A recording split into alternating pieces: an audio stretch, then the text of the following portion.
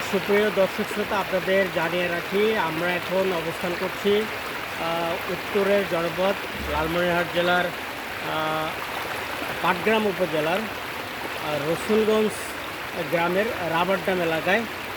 আপনাদের জানিয়ে রাখি এটি মূলত রাবার ড্যাম হওয়ার এটার নামের কারণ হচ্ছে মূলত এটার পানি প্রবাহকে নিয়ন্ত্রণ করার জন্য রাবারের কিছু পাইপ আছে। আপনারা দেখতে পাচ্ছেন এই যে এই রাবারের পাইপগুলো, এগুলোকে হাওয়া দিয়ে ফোলানো হয়। ফোলালে এটার উচ্চতা বাড়ে, তখন আমরা পানির এই প্রবাহটা নিয়ন্ত্রণ করা যায়। আপনারা দেখতে পাচ্ছেন যে এই পানির প্রবাহ যাচ্ছে, খুবই হিম শীতল ঠান্ডা পানি। এখানে আসলে সবার মন জুড়িয়ে যায়।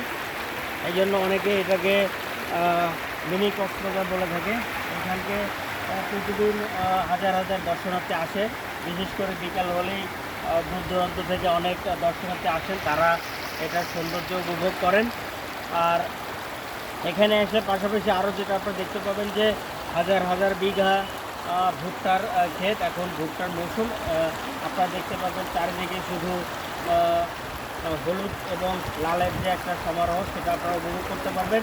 আর সবচেয়ে মনোমুগ্ধকর যে বিষয়, আমরা যেখানে দাঁড়িয়ে আছি এখানে পা রাখলে আপনার শরীর এবং মনের সব ক্লান্তি দূর হয়ে যাবে।